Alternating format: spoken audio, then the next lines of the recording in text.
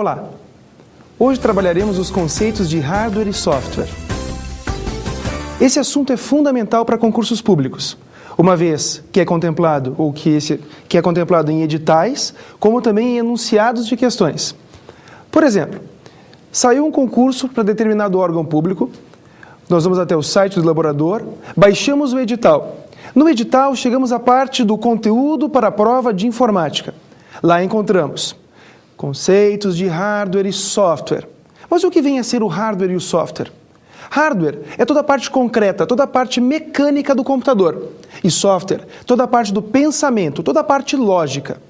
Antes de começarmos a analisar mais a fundo a questão do hardware e a questão do software, é importante entender como que o computador mensura os dados. Essa situação de mensuramento dos dados pode ser tanto atribuída ao software como ao hardware. Por esse motivo, nós vamos começar por ela. Mensurando os dados, bits e bytes.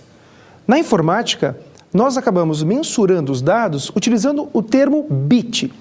O bit é a menor unidade de dado da informática, ou 0 ou 1. Esse termo é representado pelo logaritmo 0 ou pelo 1.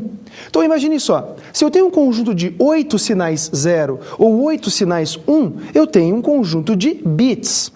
Quando que eu vou usar isso, Ricardo? Em uma conexão à internet, por exemplo. A operadora de telefonia ou a operadora de acesso de banda larga te oferece lá conexões de 10 mega. Tá, mas 10 mega o quê? Megabits por segundo. Eles mensuram dessa forma. Uma relação fundamental para concursos públicos é quando nós chegamos à conclusão que 8 bits, o conjunto de 8 bits, formam 1 byte. O termo byte é muito conhecido, principalmente quando vamos adquirir um computador. O meu computador tem 1 gigabyte de memória. O meu disco rígido possui 500 gigabytes de memória. Esses termos nós conheceremos no decorrer da aula. Imaginem só, para a nossa prova, para o concurso público, é imprescindível conhecer a relação. 8 bits equivalem a 1 byte. Mas não só isso. É importante também conhecer uma tabela de grandezas. Essa tabela de grandezas, ela acaba apresentando de que forma nós podemos potencializar a utilização do byte. Eu não falei do megabit, eu não falei do gigabyte, pois então, o que significa esse mega e esse giga? Vamos dar uma olhadinha na tabela.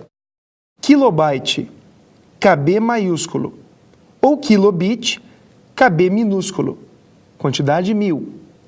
Megabyte, MB maiúsculo, ou megabit, MB minúsculo, milhões. Gigabyte, GB